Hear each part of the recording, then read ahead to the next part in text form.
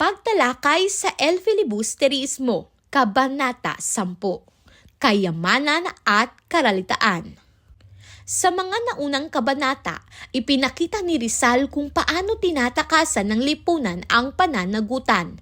May nasasaktan, may nawawala, ngunit tila walang may kasalanan.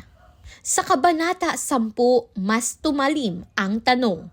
Hindi na lamang kung sino ang may sala, kundi sino ang may kakayahang umiwas sa parusa. Lumipat ang lente ni Rizal mula sa pang-aabuso patungo sa pagitan ng mayaman at mahirap, mula sa kapangyarihan ng tao patungo sa kapangyarihan ng kayamanan. Sentral na ideya ng kabanata, sa lipunang hindi patas, ang kayamanan ay panangga, ang karalitaan ay hatol. Ang tagpuan at sitwasyon. Ang tagpuan ay bahay ni Cabezang Tales, isang tahanang itinayo sa pawis at sakripisyo. Ngunit ngayon, tila pansamantalang pag-aari na lamang. Sa loob ng bahay, may mga taong may pera at kumpiyansa. Sa labas ng usapan, may isang ama na walang kasiguruhan sa bukas. Habang ang ilan ay malayang pumipili, si Cabezang Tales ay walang pagpipilian. Dito makikita ang malinaw na pagkakahati. Ang mayaman ay may opsyon, ang mahirap ay may tiis. Pinag-uusapan ang mga alahas, tinitimbang ang halaga, pinagpapasyahan kung bibilhin o hindi. Para sa mga panauhin, ang alahas ay palamuti at luho. Para kay Cabezang Tales, ito ay huling sandigan. Habang ang iba ay namimili para sa aliw, siya ay nag-iisip para sa kaligtasan ng pamilya. Paulit-ulit na lumilitaw ang ideya. Ang yaman ay laruan ng may kaya. Ang kahirapan ay pasanin ng wala. Ang mga tauhan bilang larawan ng lipunan. Una, Simon. Mayaman, makapangyarihan, kayang mag-alok ng solusyon sa anyo ng salapi. Naniniwalang ang yaman ay sandata laban sa sistema. Sunod, Cabezang Tales. Magsasakang pinagkaitan ng lupa. Walang yaman, walang impluwensya, ngunit may dangal at konsensya. Napilitang maging tulisan dahil sa karanasan. Pangatlo, mga panauhin at relihiyoso. Hindi salat, hindi rin lubos na nagdarahop.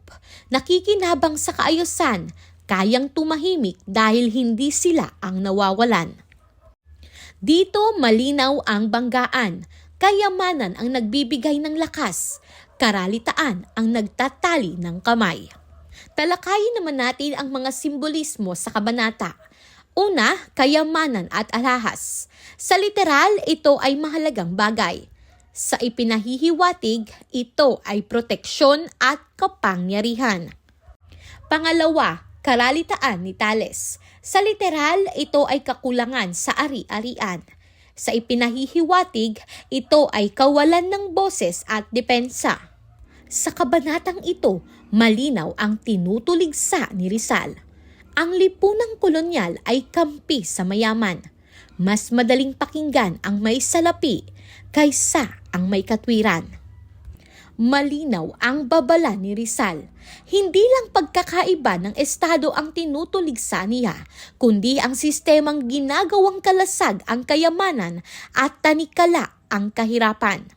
Malinaw ang pahayag. Kapag ang hustisya ay nabibili, ang mahirap ay laging talo. Sa panahon ng kolonyalismo, ang mga may lupa at pera ay may proteksyon. Ang magsasaka ay madaling paalisin. Ang reklamo ng mahirap ay madaling patahimikin. Sa panahon ng kolonyalismo, ginamit ang relihiyon upang pasunurin. Ginamit ang batas upang angkinin. Ang Kabanata 10 ay salamin ng panahong ang kayamanan ay kapangyarihan. Ang karalitaan ay kasalanan. Sa puntong ito, tanungin ang iyong sarili. Hanggang ngayon ba, mas madaling makalusot ang may pera? May mga pagkakataon bang ang mahirap ang agad sinisisi? Kailan nagiging sandata ang yaman at kailan nagiging sumpa ang kahirapan?